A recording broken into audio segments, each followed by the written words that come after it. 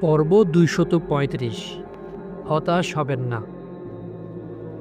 আল্লাহর সৃষ্টির রহস্য নিয়ে গবেষণা করুন।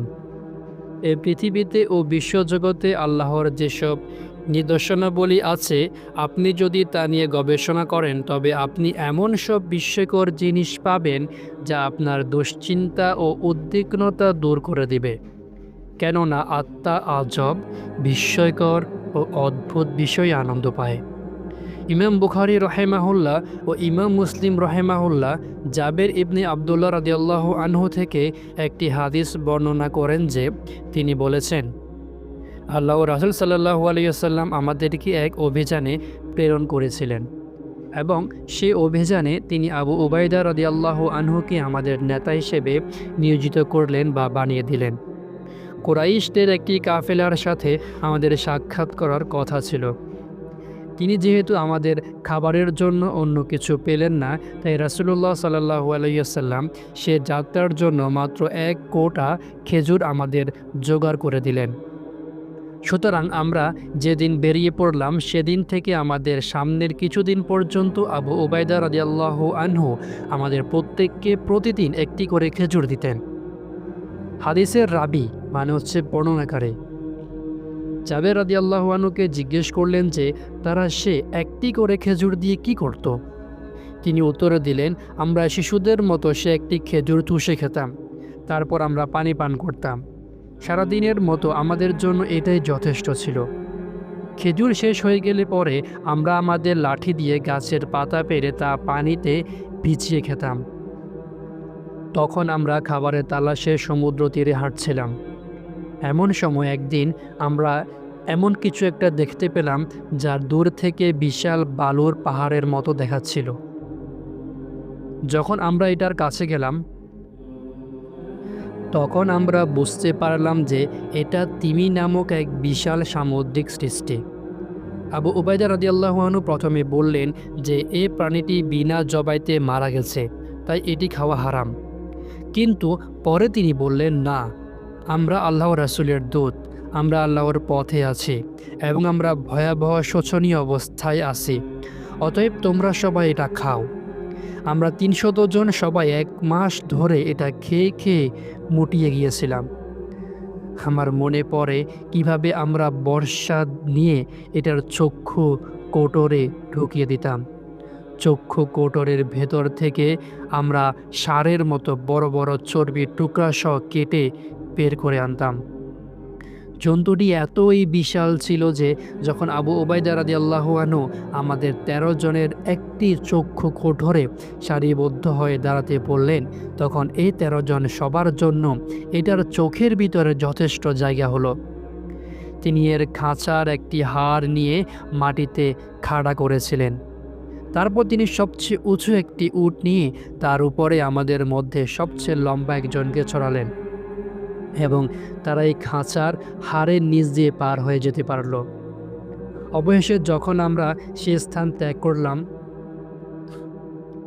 তখন আমরা এর গোস্ত থেকে ফেরত যাত্রার জন্য খোরাক নিয়ে নিলাম। আমরা যখন মদিনায় পৌঁছে নবী করিম সাল্লাল্লাহু আলাইহি ওয়াসাল্লামের কাছে গিয়ে যা ঘটেছিল তা বললাম, তখন রাসূলুল্লাহ সাল্লাল্লাহু আলাইহি ওয়াসাল্লাম বললেন, এই রিজিক আল্লাহ তোমাদের জন্য সাগর থেকে বের করে এনেছেন। আমাদেরকে খাওয়ানোর মতো এটার কোনো গোস্ত কি তোমাদের কাছে আছে? আমরা এর কিছুটা গোস্ত আল্লাহ রাসূলের নিকট পাঠিয়ে দিলাম আর তিনি এর থেকে কিছুটা খেলেন। আমাদের প্রভু তিনি যিনি প্রতিটি বস্তুকে এর আকৃতি দান করেছেন ও তারপর একে সঠিক পথ প্রদর্শন করেছেন। সূরা তোহা। মাটিতে যখন বীজ বপন করা হয় তখন যতক্ষণ পর্যন্ত না খুব সামান্য ভূমিকম্প হয় ততক্ষণ পর্যন্ত বীজ থেকে অঙ্কুর উদ্গম হয় না। এ সামান্য জাকিকে রিক্টার স্কেল ভূমিকম্প মাপাক যন্ত্র টের পায় যা নিরূপণ করতে পারে তখন বীজ ফেটে অঙ্কুর উদ্গমন হতে শুরু করে। অতঃপর যখন আমি জমিনের উপরে বৃষ্টি বর্ষণ করি তা আলোড়িত হয়, স্ফীত হয় ও সর্বপ্রকার চোখ জুড়ানো উদ্ভিদ উৎপন্ন করে। সূরা হজ। আমাদের প্রতিপালক তিনি যিনি প্রত্যেকটি জিনিসকে এর আকৃতি দান করেছেন ও পরে সঠিক পথ প্রদর্শন করেছেন। সূরা তোহা।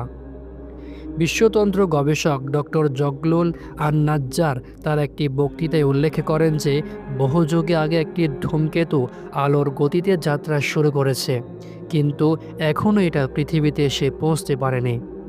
অতএব আমি নক্ষত্ররাজির অস্তাচলের শপথ করছি। সূরা ওয়াকিয়া।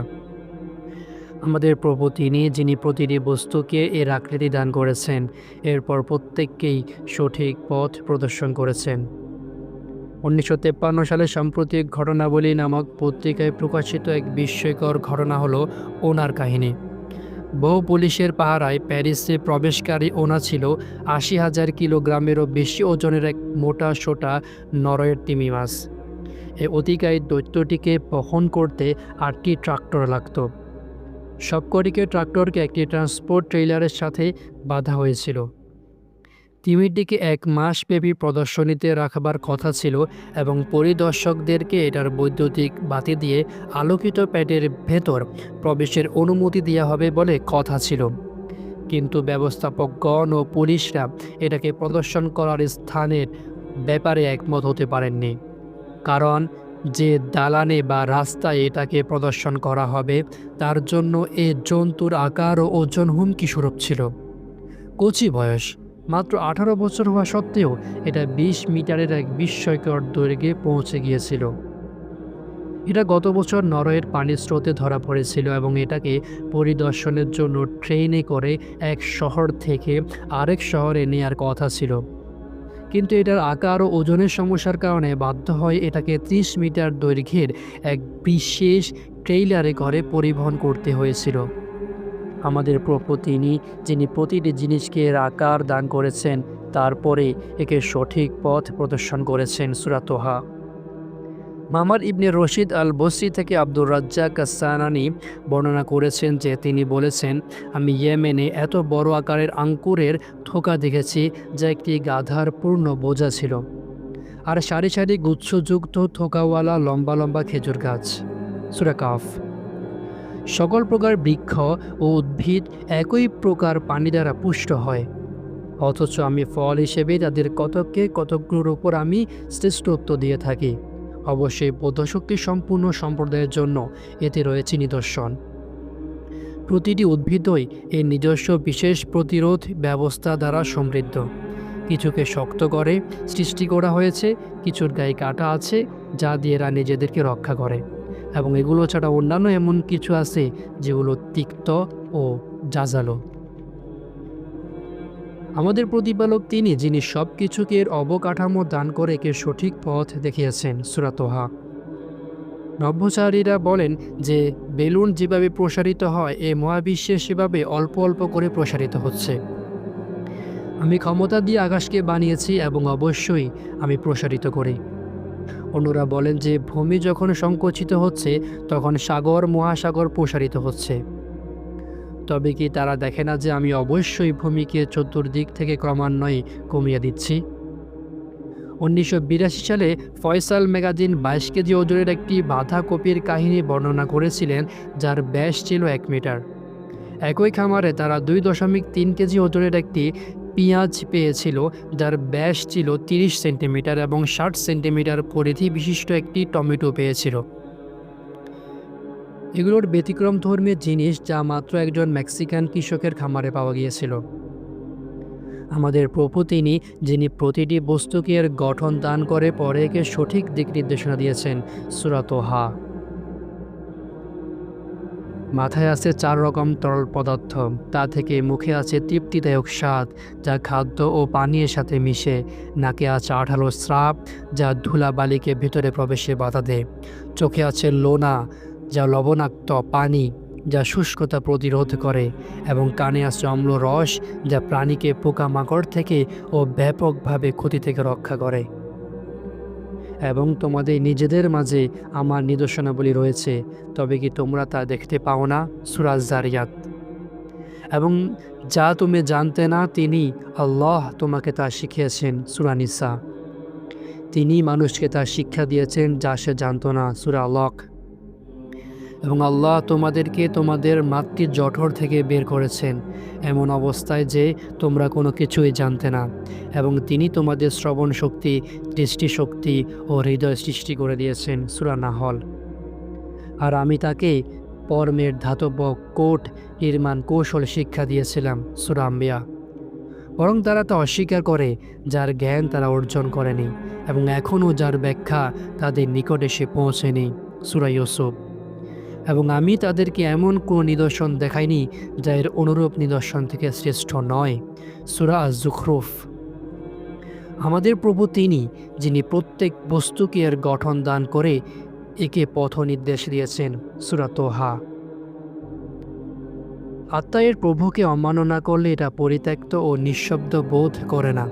হাসান বসরি রাহিমাহুল্লাহ বলেছেন, হে আদম সন্তান, মুসা আলাইসাল্লাম যখন 3বার খিজির আলাইসাল্লামের কাজের বিরোধিতা করেছিল, তার কাজের বিরুদ্ধে আপত্তি করেছিল, তখন খিজির আলাইসাল্লাম বলেছিলেন, এখনই তোমার ও আমার মাঝে বিদায়ের সময়। তাহলে আপনার অবস্থা কেমন হবে যে নাকি একদিনে বহুবার আপনার প্রভু নাফরমানি করেন? আপনি কি এতটা নিশ্চয়তা বোধ করেন যে তিনি এ কথা বলবেন না যে এটাই তোমার ও আমার মাঝে বিদায়ের কারণ?